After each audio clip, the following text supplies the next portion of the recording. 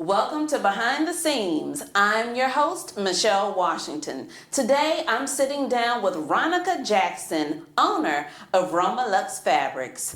When a franchise of a fabric stores closed down, there was a huge void in the community. One woman stepped up to answer the call, and we'll be talking about how she began her journey and answered that call one bolt of fabric at a time. So do not adjust your screens because the fashion revolution is being televised.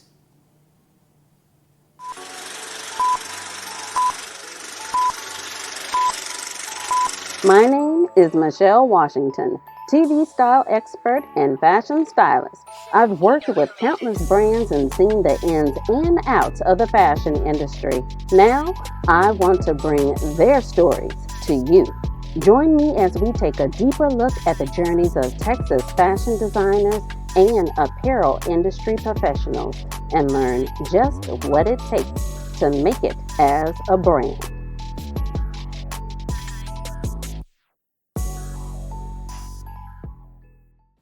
Ronica. I like saying your name. Ronica. Ronica. It just flows off the, like a song. You're right. It rolls off the tongue. That's right, Ronica Jackson. Okay. So, where are you from? Well, I'm originally from a small town called Mercedes, Texas. It's way south on the border of Texas. That's where I was raised. And I moved to Houston in 2010. So I was in Houston for 15 years, and now I recently moved to Austin to open up the store. So I've been all through Texas, but I'm a Texan. You are a Texan? Now that town named Mercedes, I'm sure people expect that. If we visit you, will we see nothing but Mercedes rolling through the town? No, it's a very small town. Country, very small town. I like it quaint like that. Mm-hmm. Nice and quiet. So I know that you and I have some similar experiences, but one of the experiences I don't have, which I hugely admire you for because this is like superstar status, you have been involved in pageantry. Yes. Tell me about that. I've been doing pageants since I was 12. Now I'm 41. My last pageant was about two and a half years ago. I won an international title called Miss United World, but I've competed in various pageants as far as like United States of America pageant. I was Miss Texas, United States of America, Ms., and I got second runner-up, and then I went back, competed again, and I was a finalist. So I was really excited to be part of that system as well. But I've been doing pageants for many years. Look, as far as I'm concerned, you won them all. All Thank right. you. And who do I have to take a sash or a trophy from to make sure it's like you got first place? I don't know you. I know Ronica. That's what I'm saying. But that is so thrilling. Mm-hmm. I've seen all the beautiful dresses. I've seen all the beautiful photo shoots. Oh, fire. And I've seen some of the designs you've done under your own namesake. Mm-hmm. You started your own design line after the pageantry. It was actually during the pageantry because I would see so many dresses and I'm like, I could change that up, like maybe put pants and then an overskirt, add some beading here. So that's when I was like, I like fashion. That's when I really got into it. So definitely pageants helped me in the middle get into the fashion industry. How did you learn how to sew though? Is sewing in your blood? Did Mama, did you teach her how to sew? Oh, no, I'm actually self-taught. And wow. I'm still learning. I'm still growing. There's sometimes I mess up and I get frustrated with myself and I'll step away from the sewing machine and I'm like, okay, let's do this. Let's try to get this done. And I'll go back at it and okay, I got it this time. So I'm self-taught. And YouTube helps a lot too. Oh my goodness. I've seen your designs. Those are fire. Thank you. And you haven't stopped, right? No, I have not stopped. Actually, I have a lot of clients right now with pageantry because most of my clientele are pageant women. Actually, I just had Miss New England compete for the Petite USA pageant. She got third runner-up. I made all her wardrobe. She looked fabulous. So I still have clients. I have Mrs. Nigeria Galaxy competing at the Galaxy pageant next month. So I'm excited. And also Mrs. America. I have Mrs. Illinois that I'll be dressing her in her costume. So I'm really excited about this journey. Oh my goodness. So that means all of these pageantry superstars are going to be flying in because they want your special designs.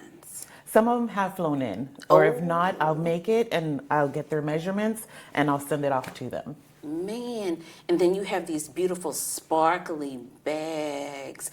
Okay, I see you do custom orders. Remind me to order one for moi. Definitely. We could do behind the scenes logo and your name. I can see it now. Just sparkle, sparkle, sparkle, sparkle. Now, one of the things that when we're on our journey, and this is something that I had to do, because when we're on our way up, we gotta pay our bills. We have to do what we need to do. I did take on call center work. Not saying I was the best at it, but I know we shared this in common. How was your experience? Oh, that's a challenge because call centers, you always get the angry customers and then that energy goes on you. And so you go home frustrated. And sometimes I'm so frustrated, like, oh, and I mess up and I get more frustrated. So it's emotionally challenging. Especially when I was in the call center for the hospital. There was about a year that I was there and I got promoted to case management coordinator. So thank goodness, I love that department. But during that time, it was very challenging mentally and emotionally. I know what you mean. One time I was working for a brewery company and as a call center person, I just sat there and let those calls wash over me. And they said, Miss Washington, are you going to pick up that phone? You've missed 33 calls. I was like, I've had it. But that was back in the day. I am mostly fascinated, I'm fascinated with your whole journey. But the fact that you answered the call that was a void. So when Joann's Fabrics closed, we all felt that. There was a hole in our hearts of those of us who are fashion and creatives. And then we felt saved like the cavalry came through when you opened your store. What made you feel that it was the right time to do this? So going way back to maybe 2018, 2019, I was working at a fabric store in Houston. So I worked at the hospital full-time and I would work part-time at a fabric store. And then I also had my small business sewing, Ronica Marine Couture. So I was a workaholic, but I love the environment of the fabric store. And I was like, man, I wish I could do this full-time, but financially this won't pay the bills, But I absolutely loved it. And I noticed that so many people from Austin would drive to Houston and they would say they would also go to Dallas or San Antonio just to shop because the only thing they had was Joann's Fabrics. So after a few years passed and I'm no longer with the fabric store, friends with the manager though, I was just praying because I was like, God, I'm just so tired of working full-time at the hospital, going home, sewing, waking up at 3 a.m, sewing again, working on orders, going to the hospital. It's just a routine of just work. Wow. And I was like, I want to do something different where I'm enjoying life and I'm enjoying what I love. And I remember working at the fabric store, doing cutting the fabrics, working with the customers and helping them with their projects. I always loved that. And it just came to me. I was like, why don't you open a store in Austin? Everybody was always asking. I was like, I don't know a thing about opening a fabric store in Austin, but you know what? Let me see what I could do. So I took the steps. I started the LLC. I started doing research on what next steps I need to do. I did my business plan. I opened up my business account. I applied for business loans for startups. And everybody kept on telling me no because I was literally a startup, no revenue whatsoever. But one organization, small organization, all cap, they believed in me and they weren't able to give me the amount that I requested because it was a pretty large amount, but they're like, but we could help you out a little bit. So they did help me out with a small business loan. It wasn't enough for what my vision that I had for the fabric store, but the fact that they believed in me and they saw my vision and they loved that I did my research and I had everything organized. They're like, we got you, we support you. So that helped me, that pushed me more to work and make moves to open up the fabric store. So I ended up selling my house. I sold my house so going back, sorry, in July, that's when I started the LLC and everything. In January of this year, that's when I sold my house, got a small little RV. I told my mom, I was like, we're gonna have to sacrifice a little bit. So we're living in a little RV to make this dream happen. So I was able to work with many manufacturers here in the US and also overseas to get fabrics to start the store. And now in March, I moved to Austin, started working on the store, and then opened up in June. That is above and beyond commitment. I just have to backtrack a little. So you believed in your goal so much that you said, okay, the sacrifice is going to be selling the home. Mm-hmm. Oh my goodness. How did that make you feel when you basically realized this was going to have to be a part of the decision making? Did this make you nervous, scared? Yes, all of above. Wow. So backtrack a little bit more. In 2012, I was actually homeless, and not homeless like in the street, but I was what's called couch surfing, going from like place to place, sleeping on people's couches, and I had my clothes in trash bags and one little crown suitcase until I was able to get my house. So my house was my blessing, and I was able to get it with a down payment of $27.28. And everybody's like, "How did you do that?" I was like, "I don't know." Whoa. Honestly, that was God, because I was not prepared for a house. I didn't know what to do purchasing a home, and I was blessed with that. So it was really hard for me to give up my house, or not give it up, but just sell it. And I was just like, oh, this is more than just a house, it's my home. Yes. Like when I was staying in people's couches and didn't know what to do and living out of trash bags, like it was really hard giving it up. But I believe in this dream and I wanted to change. I feel that.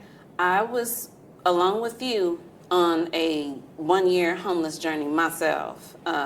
For those that we share that story, we know we have to cross that line and jump out on faith and have full commitment. Yes.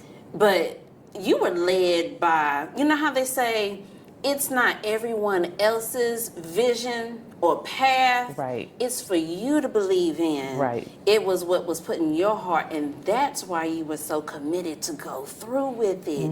We needed you. We need you here. We are happy that you stepped out on faith and Thank came you. to Austin. Thank you. My goodness.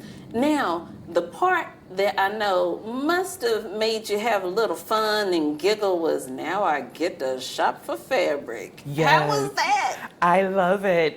Sometimes I'll spend like hours and days like looking at different fabrics. There's one manufacturer I was able to go into their warehouses and look at fabrics like, oh, I like this. Oh, I like this. No, not this. Like, I don't like the color. But I tried to not only shop for myself, since I'm a fashion designer, I was trying to get into other designers' visions, like let's say if it's a quinceañera designer, or let's say it's a bridal designer, or costume theater. I was trying to get in so many designers' heads and what they might use. Yes. So that was challenging, because I was like, well, I don't like this, but I could see people using this, so I would purchase it. So yeah, but it was a lot of fun, and it still is, because I'm getting feedback from customers that do come in like, can you get linen? Can you get this? Can you get that? So I'm doing research and speaking to manufacturers overseas, and yeah, I'm excited for like new fabrics that are coming in. You have such great taste when you choose your fabrics, and other people are noticing that. So please keep leaning into that feeling. Yes, definitely. Your store, that was a great pick, a wonderful spot. Where are you located again? I'm on 1700 West Palmer Lane, Suite 242, Austin, Texas. It's north of Austin, so it's right off of Palmer Lane, next to Andy's and KFC. So actually next to the Starbucks. It's a great plaza because there's so many restaurants. So a lot of people are always passing by, and I love it because they're like, I was just gonna get lunch, and I saw that you opened a store, and I needed this. So it's a perfect location. I'm excited about that location. And you just got your sign. Yes, that took forever because signs are very expensive. And I was like, spend money on more fabrics or spend money on a sign.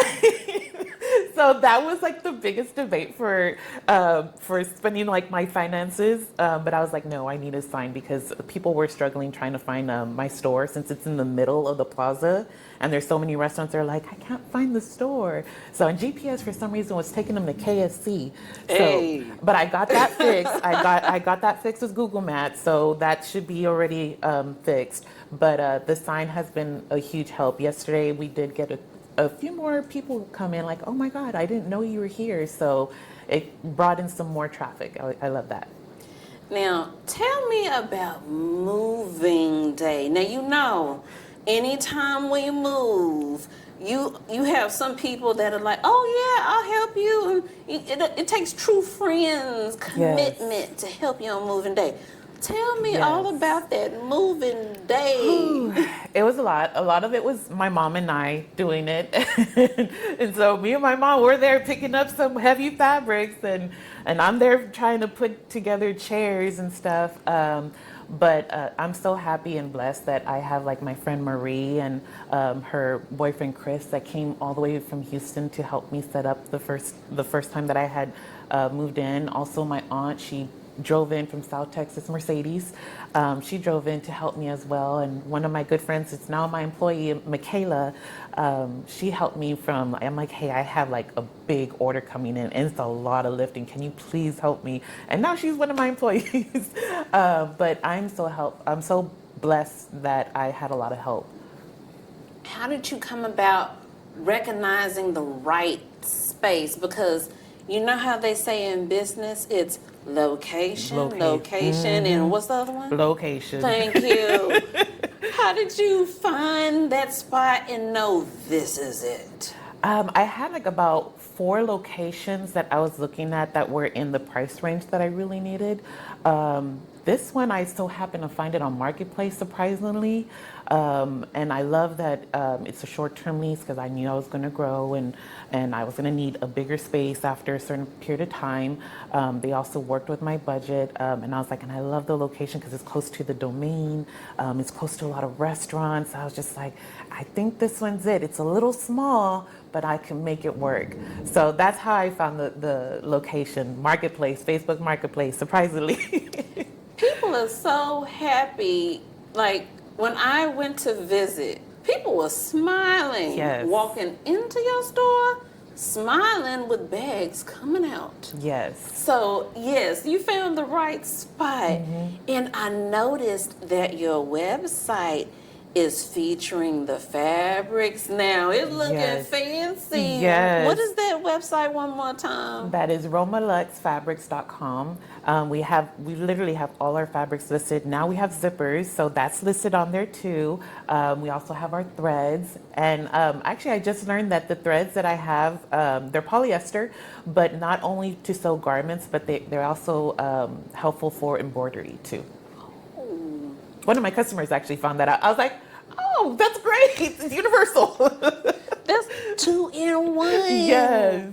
Now, I loved that you had a well supported by the community, by the businesses that surround you. Like there's a feeling of neighbor where you are. Because at that ribbon cutting, there were people from other stores there. And I was like, really? Wow, okay. And then on top of that, you had people that drove in. So to see that ribbon cutting was really heartwarming. How did you feel on that grand opening day? So many emotions. I was exhausted, but 2, I was very grateful. I try my best because sometimes I get caught up in the moment of just work, work, work. I got to do this. I got to go here and everything. But there's sometimes I try to step back and just soak it all in because it's like those moments that I will always cherish. And that's Yes. like a core memory that I have in my mind. But I had so many emotions of just being happy, grateful, and proud of myself. Because there's sometimes I'm always hard on myself, and it's like, Ronica, you need to remember like where you started, and you had a dream and you made it come true. And like, look at the support that you have, look at the love that you have. So I had so many emotions going on that day. You should feel more than proud of yourself from, not like you said, where you started, where you committed yourself to do. That took bravery, a lot of bravery. And I'm glad that our community, Austin, has made you feel welcome. Yes. Uh, Now, are there times that you're like, oh my goodness, this is the peak time in the store? Like, is it getting to that point? Not yet. It has been slow. I think I've only had one day where we had a lot of, not a lot of customers, but a good handful of customers. The Breast Cancer Resource Center came in, and I got to meet a lot of the designers and also the chairman. And I've been wanting to work with them. So that day, and then we also had a few customers come in at the same time too. So that day I felt excited because there was like a lot of customers, and I was like, this is the way I want it to be every day. But I absolutely love it, especially like when people get excited about the fabrics and they start talking about what they want to do with it. Then I'm like, oh yeah, you could do this, you could do that. You know, I just love that. But I'm really excited. You know, it's rare to have a fabric store owner who understands the journey of the fashion designer because you are a designer yourself. Has anyone managed to put that together when they meet you? Like, oh, well, of course you know how this pattern should go because you are a designer. Yes. Actually, since my store is really small, I have a little corner with my serger and my singer, and I'm sewing. Then I have another table next to the cutting table where I have all my rhinestones, and I'm just rhinestoning or hand stitching. So when people come in and they're looking at fabrics, they're like, "What are you doing?" I was like, "Oh, I'm working on an outfit for a customer." "Oh, okay." And then like, "Oh, well, I want to make a dress for this and this and that. Can you help me?" And of course I help them out and give them my suggestions and ask them questions like what colors and what's the event and all that stuff. So it's really good to help them like with their project. You ever feel like you're more of the designer than the fabric merchant? Or like, is there a happy place in the middle, or do you prefer one over the other? I love both.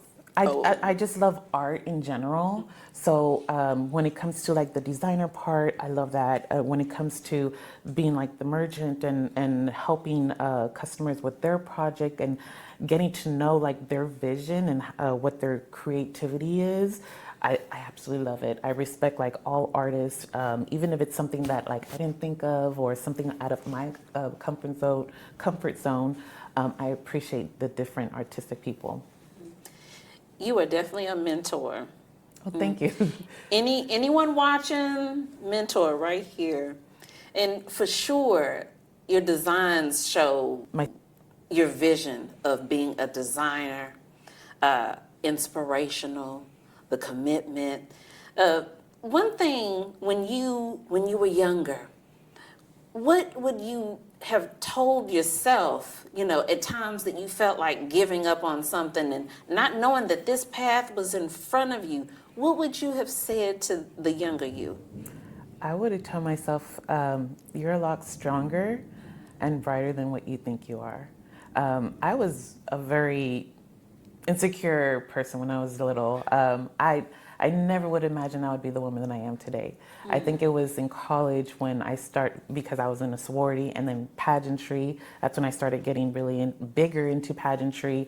That's when I started learning leadership skills and building that confidence and speaking skills and noticing like stepping out of my comfort zone makes me stronger and brighter and I grew as a person. So yeah, I would tell myself that you're a lot stronger and brighter than what you think you are. I say you right. to those watching and being inspired by your story, and maybe there's someone thinking about giving up, what would you say to them? Don't give up. There's been a lot of times, even today, like I still get nervous because there's days that I don't have one customer, or there's sometimes I'll just maybe have a sale of $20. And sometimes I get that doubt, like, maybe I made the wrong decision, or maybe I opened the store at the wrong time, or maybe I'm not going to make it, but I still hold on to that faith, or I'm trying to think outside the box. What else can I do to be successful and make this dream to come live? What are the changes that I need to make? So think outside the box. Don't give up. See if there's maybe another route to get to that final destination, because sometimes it just may mean that you need to go over a challenge, a hurdle to reach that, or maybe you need to work on something within yourself or make changes. So never give up. Just keep on going. I hear you. And there's someone I need to hear that. The audience needs to hear that too. And do you see, you know how we say the 5-year plan? I envision a twice as big store. Yes. So that's probably in your plans already. Mm-hmm. And on the path that you're on, you will have no trouble getting there. I hope so. I hope so, because I do have that vision of being bigger. I even told my mom, I was like, you know what? I want to be the next Joanne's, but the ROMA LUX way, not Joanne's way. I want to be bigger than Joanne's and offer different crafts and different fabrics, upholstery, and also do classes, but also I want to make it affordable, because I feel like their prices were outrageous. But my prices right now, everybody comes in, they're like, $3.99 for satin? Like, oh my God, this beading is only $24.99. Like, what? I'm like, yeah, I made it affordable. So it's competitive prices, and that's what I want to offer to the community, where you'll be able to create with a budget friendly, with beautiful fabrics, high quality fabrics at a great price. You are on the right track. You will see me later. Yes, come on. Yeah. You'll see me. And to our viewers, our stories of success always inspire, and I've been inspired today, and as I'm sure many of you are. And always remember, on your way to the top of the mountain of success, it is worth every stitch. And as I like to say, a smile is always in style. Keep it fashionable.